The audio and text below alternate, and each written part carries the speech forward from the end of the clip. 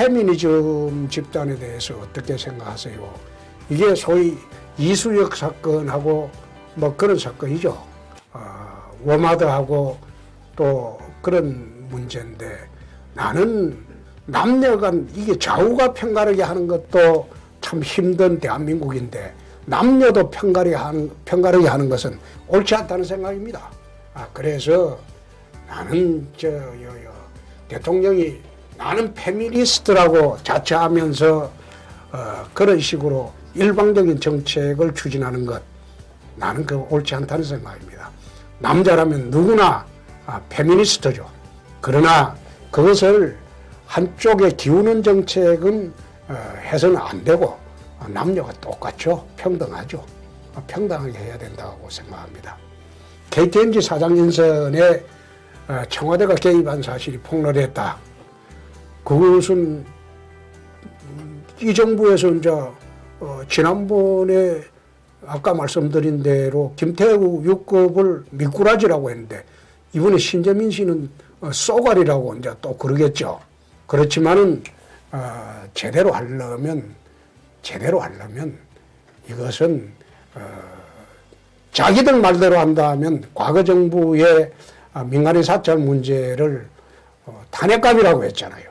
자기들도 지금 탄핵감인 셈이죠. 예. 내각제 열망을 더 커질 것이다. 그런 이야기를 하는데, 나는 아직 남북이 대치하고 있는 상황에서 내각제는 맞지 않다는 생각입니다. 예.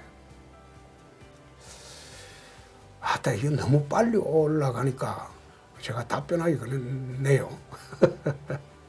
연방제 통일 위험성, 이거는 지금 이 정부가 추진하고자 하는 마지막 목표가 연방제 통일입니다. 남북 연방제 통일인데, 이거는 우선 그 추진을 하려면 내후년 총선 때 자기들이 3분의 1을 정의당하고 합쳐서 또 평화당하고 합쳐서 3분의 1을 만들어서 개헌을 하는 과정을 거치려고 할 겁니다.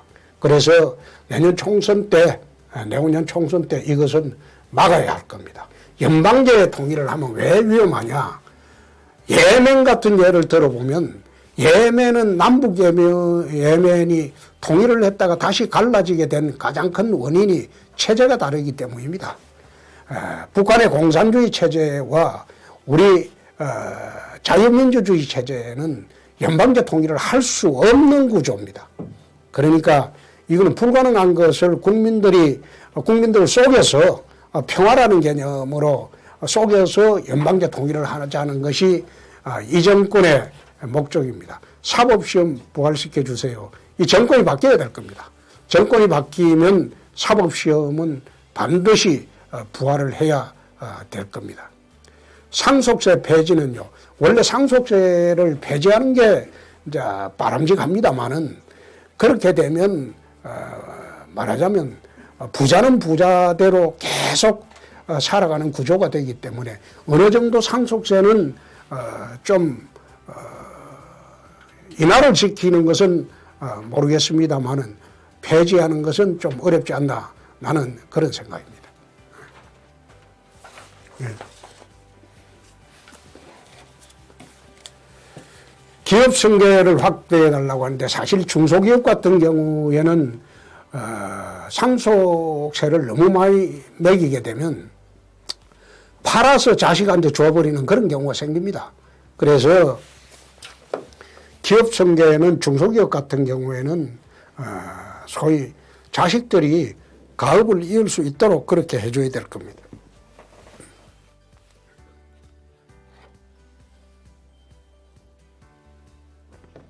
예.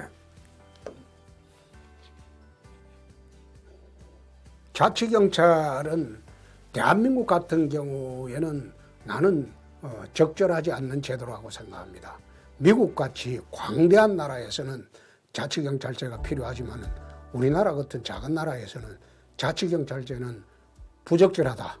굳이 한다면 교통이나 사소한 위생 같은 경우에는 모르겠습니다만은, 그 외에는 자치경찰은 좀 어렵지 않나 그런 생각입니다.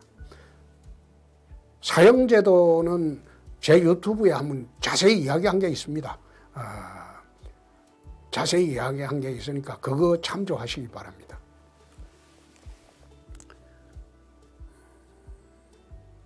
최저임금 문제는 그렇습니다. 저도 최저임금 올리는 거 그 굳이 반대하지는 않습니다만 경제 사정에 맞아야 됩니다. 최저임금을 경제 사정에 맞지 않게 올려나가면 우리나라가 특이한 것이 미국의 경제 인구의 5%만 자영업자인데 우리나라는 특이하게 세계에서 자영업자 비율이 제일 높습니다. 25% 정도 됩니다. 그렇게 되다 보니까 우리나라 경제 주체 중에서 25%에 이르는 자영업자들이 사실 망할 지경입니다. 그래서 그런 것도 다 감안하고 최저임금을 산정하는 게 옳지 않느냐. 또 최저임금 산정위원회에 최저임금의 당사자인 소상공인 그다음에 자영업자들이 그 위원으로 들어가 있지 않습니다. 말하자면 민주노총이나 경총이나 기업이나 노조의 사람들이 자기들하고는 관련 없는 그 최저임금을 자기들이 결정하는 거죠. 그 구조도 잘못된 겁니다. 나는 최저임금도 굳이 말하자면 시장 논리로 해결하는 것이 맞지 굳이 정부에서 강제로 강압적으로 법으로 정하는 것 그것도 나는 찬성하지 않습니다.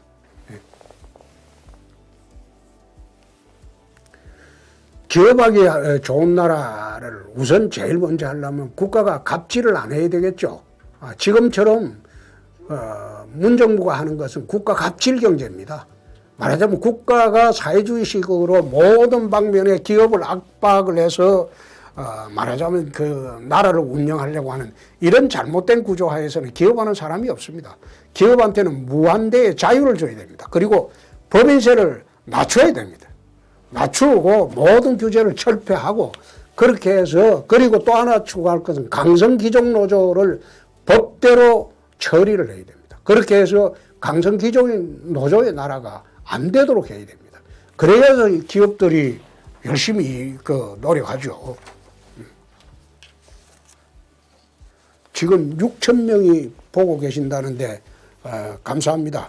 감사한데 이 재미있게 하라고 자꾸 그러는데 재미있게 하려고 하니까 신재민 그 사무관 폭로를 어떻게 생각하느냐. 아까도 이야기했죠. 이 정권 그 시각대로 한다면 육국 김태우 그 주사는 미꾸라지 그리고 신재민 씨는 쏘가리라고 하겠죠. 그런데 벌써 이거 딥스로트 또는 휘슬 블로우라고 하죠. 이 정권 내부에 있는 사람들이 폭로를 하기 시작하는 것은 정권이 무너진다. 말하자면 정권이 넘어가고 있다. 그런 제일 첫 신호탄이 바로 딥스로트 휘슬 블로우라고 하죠. 그 내부 폭로자들이 등장하기 시작했다. 그건 정권이 넘어가는 징조입니다. 그런데 이 정권이 그걸 알아야 될 겁니다. 자, 또 언론이 쭉 거쳐보냈네. 예. 현재 남북 관계를 어떻게 생각하십니까? 그런데 이 연초부터 내가 그런 이야기를 했습니다. 1년 전부터. 김정은 정권의 속성을 보면 절대 핵을 없앨 수가 없다. 핵이라는 것은 자기 체제 유지 수단입니다. 말하자면 김정은이가 비핵화를 하면 아마 쿠데타가 일어나거나 권좌로부터 쫓겨날 겁니다. 그래서 절대 비핵화할 수 없는 사람이 비핵화한다고 1년 전에 판문점 회담에서 약속을 했어요. 그런데 그 약속을 구체적으로 지키기 위해서 답방 때 세계를 상대로 뭔가 비핵화에 대한 구체적인 약속을 해야 되는데 할 수가 없을 겁니다. 왜 못 내려오는 거는 지난번에 내가 귤 상자에 귤 만들어 갔겠냐. 그리고 채권을 왜 갔겠냐. 나는 이미 남북 간에, 남북 정권 간에 답방에 대한 거래에 이루어졌다고 봅니다. 그러나 쉽게 못 내려오는 것은 비핵화 약속 때문일 겁니다. 다시 세계를 상대로 위장평화 약속을 할 수 없기 때문에 그래서 못 내려오는 걸로 봅니다. 이 정권은 이것을 평화 개념으로 위장을 하고 있지만 국민 여러분들 자세히 보면 사실상 독재 정권, 전체주의 정권이 평화를 내세워서 평화를 지킨 사례가 없습니다. 내가 늘 이야기하지만 1938년인가 9월에 있었던 히틀러와 영국 수상의 체인벌린 수상의 평화회담을 한번 보십시오.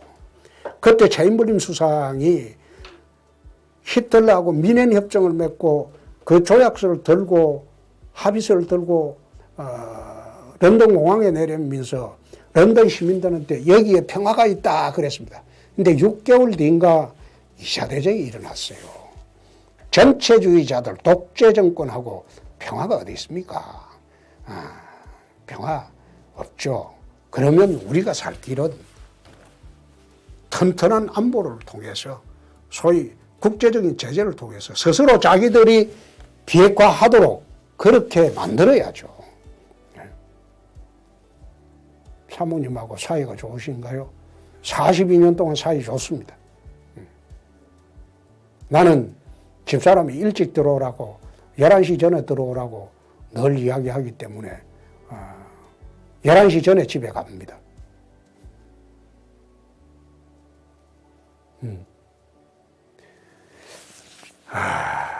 여성가족부에 대해서 참 많은 말씀을 하시는데 그것은 여성이 사회적으로 약하기 때문에 여성을 중심으로 남녀 평등을 이루려고 그 부를 만들었는데 요즘 그 20대, 30대들은 참 거기에 대해서 불만이 많아요. 왜 남성부는 없냐? 그런 식으로도 이야기하고 나는데 지금은 한국 사회가 남녀 평등이 이루어지고 있다 이렇게 보기 때문에 그러면 문제를 어떤 방향으로 봐야 되느냐? 여성 문제뿐만 아니라 청소년 문제도 같이 보는 그런 부서가 오히려 필요하지 않나 그런 말씀을 드리겠습니다. 네. 네. 문재인 케어. 문재인 케어 문제는 지금 1월 초에 최대집 의협 회장하고 저하고 대담 약속이 되어 있습니다. 그때 홍카콜라에 다시 들어와 보시면 1월 초순경에 문재인 케어에 대해서 저희들이 논의를 하려고 합니다. 예. 요즘 읽으시는 책은 외교 관련 서적입니다. 혼돈의 세계라는 책이 있습니다. 추풍용 노래 부탁하시는데 지금 목이 새서 노래하기가 어렵습니다. 다음에 한번 내가 노래하겠습니다. 전당대회 얘기는 아직은 지금 방송하고 프리덤 코리아 론칭하는데 전력을 쏟기 때문에 내가 거기는 아직 생각을 안 해봤습니다. 좋아하시는 음식은 저는 잡식성입니다. 라면서부터 된장찌개까지 무엇이라도 먹습니다.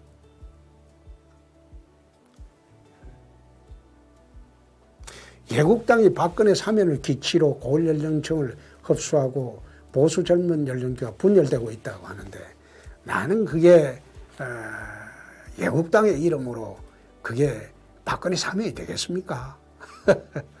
선거에 박근혜 사면 되려면 내년 선거에 자유한국당이 우리가 압승을 하면 이 정권에서 박근혜 대통령이 이명박 대통령을 사면 안 해줄 수가 없을 겁니다. 그때 다시 한번 우리 당에 대해서 좀 믿어주시면 좋겠습니다. 탈원전은 그거는 어처구니 없는 발송이죠. 오히려 요즘 그 SNS 보면 탈원전 그거 하면서 본 영화가 판도라라고 합니다. 근데 요즘 SNS 보면요, 그걸 패러디해서 관도라 하는 그런 패러디가 유행입니다. 잘못했죠? 이건 엉터리죠. 비트코인 가지고 이 정권에서 그 비트코인의 전향적인 기능도 모르고 잘못 이야기해가지고 지금 이상하게 돼버렸는데, 나는 이 정부의 정책이 잘못됐다고 생각을 합니다. 여당에서 잘하고 있는 정책은 있나요? 쇼 하나는 기가 막히게 합니다. 손흥민을 어떻게 생각하시나요? 나도 축구 좋아합니다. 그런데 손흥민 선수 같은 분은 정말로 대한민국 위해서 열심히 하고 있죠. 그런데 그것이 본인을 위해서 열심히 하게 되면 자연적으로 대한민국이 세계적으로 올라가고 있습니다. 지금 베트남의 박항서 감독께서 그분은 대한민국을 위해서 일하는 게 아니고 자기를 위해서 하고 있죠. 그런데 그 결과적으로 박항서 감독 같은 경우에 베트남을 가보시면 우리나라 대통령보다 훨씬 중요하게 여깁니다. 그래서 그만큼 자기를 위해서 열심히 하는 사람은 결국은 그게 베트남에 가서 자기를 위해서 열심히 하고 있는 박항서 감독 같은 사람은 결국 애국자죠. 예. 예, 그렇죠. 판도라라는 그걸 패러디해서 요즘은 SNS에서 관도라 그렇게 해놨습니다. 청와대 청원을 없애주세요. 근데 뭐 자기들이 지금 자기 팬들끼리 청원해가지고 자기들 마음에 맞는 것은 그걸 갖다가 수사하게 하고 있기 때문에 아마 제가 없애기는 어렵겠죠. 군장병 평일 외출 외박 어떻게 보십니까? 글쎄요. 양심적 병력 거부하고 같이 한번 보면 어떻겠습니까? 양심적 병력 거부라는 게 그게 참 잘못된 게, 이것도 아마 1월 초에 왜 양심적 병력 거부라는 대법원 판결이 잘못됐나 그 이야기를 해놓은 게 있습니다. 곧 1월 중순에 자세히 한번 보시죠. 예.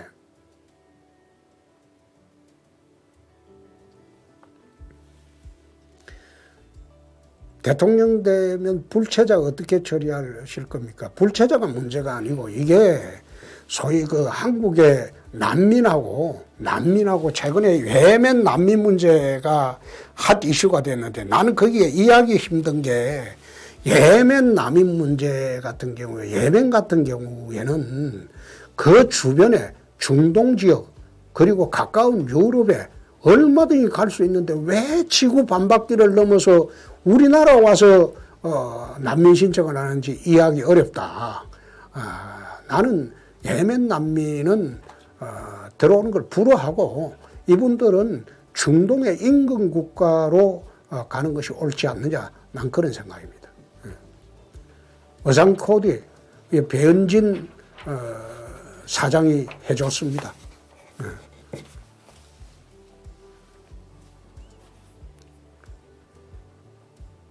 근데 이제 군복무기간 단축하는 거, 이건 참 문제인데, 북한은 10년입니다. 10년인데 제대로 이게 군인 하나를 만들려면 2년이 넘게 걸린다고 합니다. 말하자면 제대로 그 전투병과에서 전투력을 가진 군인을 하나 만들려면 2년이 넘는다고 합니다. 이게 대통령 선거 할 때마다 포퓰리즘으로 자꾸 복무기간을 단축시킨 거, 나는 그거 참 유감스럽게 생각합니다. 로스트골 제도에 대해서는 나는 처음 도입할 때도 찬성하지 않았고 나는 그거 반대합니다. 보수 통합의 가능성 너무 흩어져 있다고 하는데 이것도 그렇습니다. 내년에 투표를 하실 때, 내후년이죠.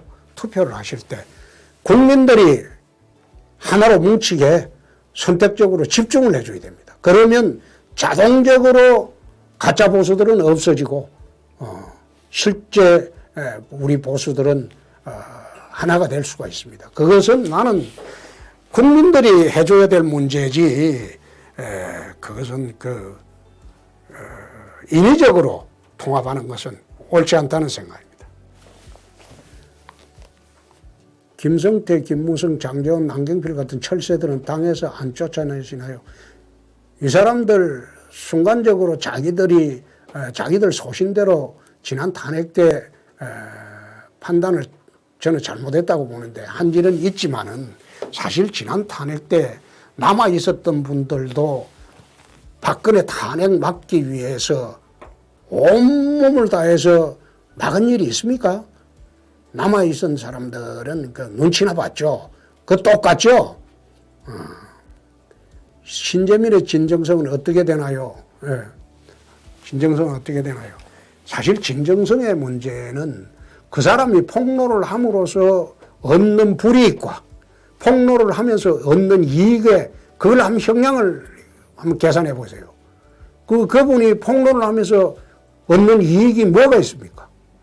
그래서 진정성 판단을 하실 때는 그 폭로를 하면서 자기한테 돌아올 불이익, 그런 폭로를 하면서 자기한테 또 돌아올 이익, 그걸 한번 비교를 해가지고 판단해 보시면 진정성 여부가 판단이 될 것으로 나는 봅니다. 실제로 이 코카콜라입니까? 좋아하세요? 네. 좋아합니다. 배현진님 너무 이뻐요. 그래서 그랬었는데 이쁜 게 중요한 게 아니고 배현진 그 대변인은 내가 같이 일을 해보니까 속이 꽉 찬 사람이에요. 그리고 성격이 밝고 소신이 뚜렷하고 참 좋은 사람이에요. 김재동은요, 내가 평 자체를 하지 않겠습니다.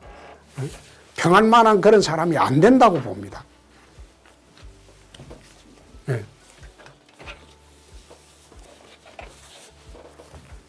대입 정책을 우리 양정호 교수님하고 이미 이야기를 했는데 지금 대입 정책이 바꿔야 됩니다. 말하자면 7, 8가지 편법 입학하는 절차, 그게 있기 때문에 난 공정치 못하다고 봅니다. 수능만으로는 정시만으로 100% 대입을 들어갈 수 있어야지. 수능을 1년에 2번쯤 보고 2번쯤 봐서 좋은 성적으로 대입 가는 그 제도를 하는 게 나는 맞다고 봅니다. 경제정책은 저희 홍카콜라 유튜브에 들어오시면 이병태 교수님하고 1시간 한 40분 토론한 게 있습니다. 그거 보시면 지금 현재 경제정책이 왜 잘못됐고 앞으로 어떻게 나가야 할지 그게 자세히 나와 있습니다. 이해찬 의원의 장애인 비하발은 그거는 이 사람도 내 평가 대상에서 이미 뺀 사람이기 때문에 내가 이야기하지 않겠습니다. 예.